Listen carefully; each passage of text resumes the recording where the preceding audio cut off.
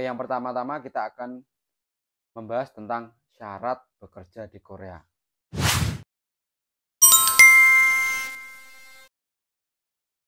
Assalamualaikum warahmatullahi wabarakatuh, teman-teman semua. Oke, kembali lagi ke channel saya. Oke, kali ini saya akan membuat video tentang syarat dan proses bekerja di Korea. Oke, terus simak video sampai akhir karena saya akan membahasnya dari awal belajar sampai terbang dan bekerja di Korea. Oke, yang pertama-tama kita akan membahas tentang syarat bekerja di Korea. Oke, jadi syarat pertama untuk bekerja di Korea yaitu usia minimal 18 tahun. Jadi kalau ingin bekerja di Korea itu usia minimal 18 tahun dan usia maksimalnya adalah 39 tahun. Itu usia maksimal. Jadi kalau di bawah 18 dan di atas 39 tahun itu sudah tidak bisa atau belum bisa bekerja di Korea. Dan untuk syarat yang kedua, pendidikan minimal SMP atau sederajat, SMP atau MTS. Tapi lebih diutamakan yaitu tingkat SMK atau SMA, itu lebih diutamakan. Tapi untuk ijazah SMP atau MTS atau sederajatnya itu sudah bisa bekerja di Korea atau mendaftar. Oke, dan syarat selanjutnya adalah yaitu tidak buta warna total maupun parsial. Jadi teman-teman ketika ingin bekerja di Korea itu harus memenuhi syarat tidak buta warna. Bisa mengeceknya dengan cara melihat gambar yang warnanya itu berbeda-beda. Biasanya itu seperti buku tes buta warna seperti ini. Nah, jika teman-teman bisa menyebutkan angka ini, berarti teman-teman itu tidak buta warna. Seperti contoh ini angka 5 dan ini angka 8. Terus syarat selanjutnya yaitu tidak memiliki cacat jari atau amputasi. Nah, itu syarat yang selanjutnya yaitu tidak memiliki cacat jari atau amputasi. Berarti teman-teman harus masih normal.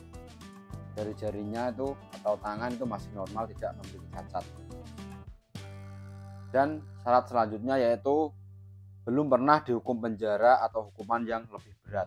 Nah, ini nanti kan kalau teman-teman ini mau bekerja ke Korea kan otomatis membuat SKCK dari Rekom dari Polres, terus membuat SKCK lagi di Polda.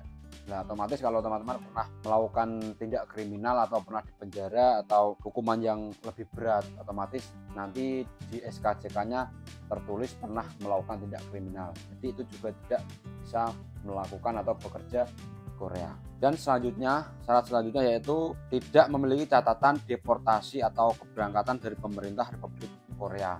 Jadi teman-teman kalau mau bekerja di Korea, syarat selanjutnya yaitu tidak pernah deportasi. Maksudnya apa? Maksudnya seumpama teman-teman dulu pernah bekerja di Korea, terus melakukan kesalahan atau melakukan kriminal apa, terus dideportasi. Nah, otomatis kalau ingin pergi ke Korea lagi itu sudah tidak bisa. Dan syarat yang terakhir yaitu tidak memiliki riwayat penyakit TBC, hepatitis dan sifilis. Jadi teman-teman harus sehat, tidak memiliki riwayat penyakit tersebut. Soalnya nanti kalau ingin bekerja di Korea itu harus melewati medical check up beberapa kali ya. Kalau nggak salah itu waktu di Indonesia itu medical check up-nya 3 kali, terus nanti di Korea setelah tiba di Korea itu medical check up lagi 1 kali. Jadi kalau teman-teman merasa mempunyai riwayat penyakit, diusahakan disembuhkan total dulu ya.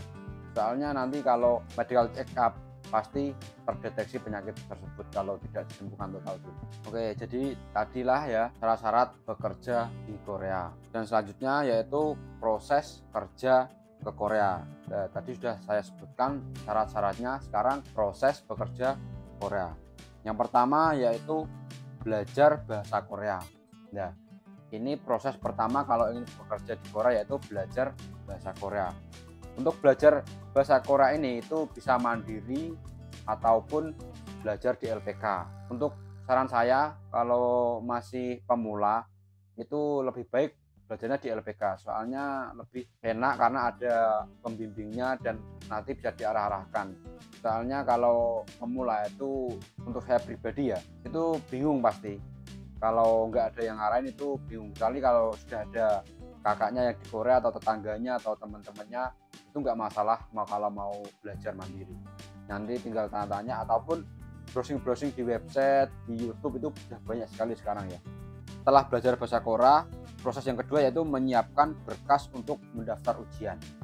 Pastikan teman-teman setelah ketika mau mendekati ujian itu mempersiapkan berkas-berkas yang akan digunakan untuk mendaftar ujian. Jadi berkas-berkasnya nanti akan disebutkan oleh BP2MI ya. Nanti di website BP2MI akan disebutkan berkas-berkas apa saja yang dibutuhkan.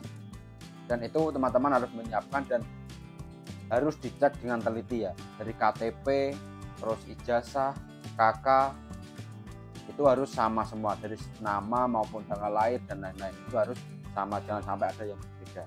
Proses yang selanjutnya yaitu mendaftar ujian FS Topik. Nah, setelah kita belajar bahasa Korea terus menyiapkan berkas-berkas, terus proses selanjutnya yaitu mendaftar ujian FS Topik. Nah, biasanya nanti BP2MI itu mengumumkan di websitenya sekitar akhir tahun atau enggak awal tahun. Nanti akan diumumkan dibuka pendaftaran ujian bahasa Korea atau ujian FS Topik. Ujian FS Topik ini dilakukan itu hanya setahun, hanya satu kali ya. Jadi dimaksimalkan dengan sungguh-sungguh belajarnya agar ujian satu kali langsung lulus. Soalnya ujiannya itu hanya setahun, hanya satu kali. Mendaftar ujian ini itu menggunakan akun Disko dari BP2MI. Nah, nanti mendaftarnya lewat situ, membuat akun situ dan mendaftar ujian di situ. Nah, syarat yang selanjutnya yaitu syarat keempat, yaitu verifikasi data dan mencetak kartu ujian. Jadi setelah teman-teman mendaftar ujian FS Topik, itu teman-teman akan melakukan verifikasi data dan mencetak kartu ujian. Nah, verifikasi data ini untuk apa? Yaitu semisal teman-teman kemarin kan setelah mendaftar ujian itu kan mengumpulkan data-data. Nah, verifikasi ini untuk memperbaiki data-data yang salah. Seumpama teman-teman kemarin itu mengumpulkan datanya dari salah satu data yang dikumpulkan itu ada yang salah, nah bisa diperbaiki waktu verifikasi data. Dan sekaligus untuk mencetak kartu ujian. Nah, jadi kartu ujian nanti dicetak setelah verifikasi data ini. Nah, untuk lokasi verifikasi data ini akan ditentukan oleh BP2MI. Jadi itu semuanya tidak sama ya, kadang ada yang di Semarang, ada yang di Jakarta, ada yang di Jogja, itu tergantung pihak BP2MI nanti yang memberi lokasi. Nah, setelah kita verifikasi data dan mencetak kartu ujian, yaitu proses selanjutnya yaitu kita menunggu jadwal ujian keluar. Nah, nanti setelah kartu ujian dicetak selang beberapa minggu mungkin, nah itu nanti akan keluar jadwal ujian. Dan nanti kita bisa lihat di situ, kita bisa lihat kita dapat bulan berapa, tanggal berapa, lalu kita menyiapkan diri untuk melaksanakan ujian. Proses selanjutnya yaitu setelah kita mendapat jadwal ujian, kita melakukan ujian FS Topik, yaitu syarat bekerja di Korea, yaitu lulus ujian FS Topik itu syarat bekerja di Korea. Jadi kita harus melaksanakan ujian FS Topik atau ujian bahasa Korea. Untuk ujian FS Topik ini itu mencakup 40 soal. 40 soal, 20 itu reading atau membaca dan 20 itu listening atau mendengarkan. Di 20 itu membaca dan 20 mendengarkan. Dan semuanya itu full bahasa Korea.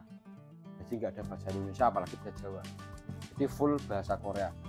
Jadi untuk belajarnya itu sangat dimaksimalkan. Soalnya setahun hanya ada satu kali ujian. Dan setelah kita melaksanakan ujian FS Topik, ketika kita dinyatakan lulus nilai kita, yaitu kita akan lanjut lagi proses ujian tes skill.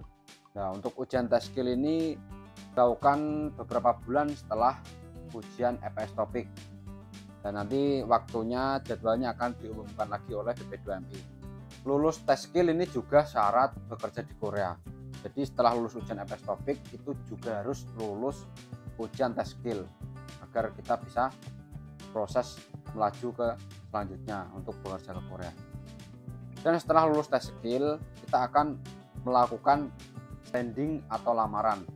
Ya, jika BP2MI sudah mengumumkan hasil ujian siapa sih yang lulus.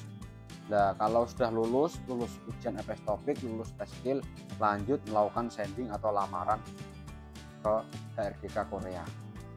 Data yang kita kirim atau sending itu ya misal kalau di Indonesia itu kirim lamaran ke pabrik lah ibaratnya, seperti itu ya. Dan nanti data-data kita yang kita kirim ke Korea nanti akan dilihat oleh bos perusahaan di Korea. Semisal bos perusahaan di Korea itu minat dengan data kita, dan nanti bos perusahaan tersebut akan mengambil data kita dan memberi kontrak kepada kita. Setelah melakukan sending lamaran, yaitu menunggu SLC standar labor kontrak atau kontrak kerja. Setelah melakukan sending, kita akan menunggu SLC atau kontrak kerja. Ya, sistemnya seperti tadi ya, yaitu nunggu bos mengambil data kita. Jadi nunggu bos perusahaan Korea mengambil data kita. Kalau fix data kita sudah diambil, berarti kita sudah mendapatkan SLC atau kontrak kerja. Nah, untuk mengecek status kita sudah mendapat kontrak atau belum, itu caranya yaitu dengan dicek pada akun EPS.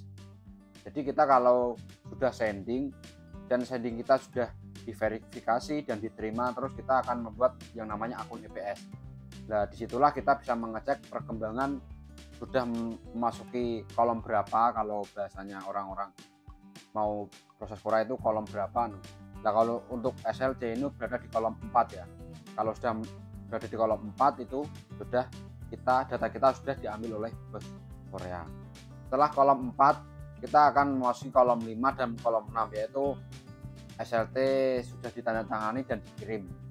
Nah, setelah itu kita akan memasuki proses selanjutnya, yaitu prelim, yaitu preliminary education, yaitu langkah terakhir sebelum kita terbang ke Korea. Jadi setelah kita mendapat kontrak, terus kita melakukan preliminary education atau edukasi untuk calon pekerja migran Indonesia. Sebelum terbang itu akan diedukasi terlebih dahulu sekitar kurang lebih 5 hari atau sampai seminggu lah, itu kita melakukan prelim itu.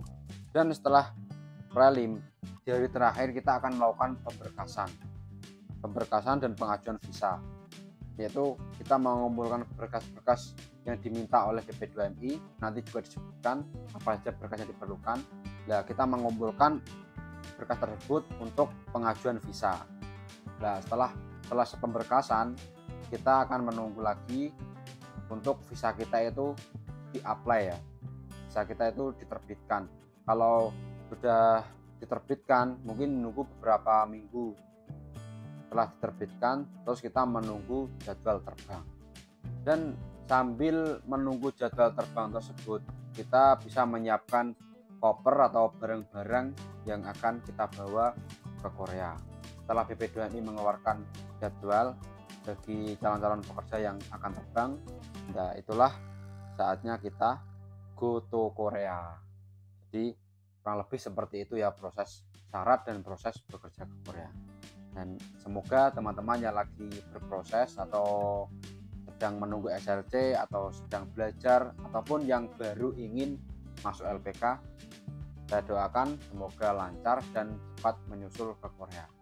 Mungkin hanya ini dulu yang bisa saya jelaskan. Dan untuk biaya-biaya proses bekerja di Korea, mungkin nanti saya akan membuat video lagi ya. Untuk teman-teman jangan lupa terus dukung channel saya dengan cara like, komen, dan subscribe.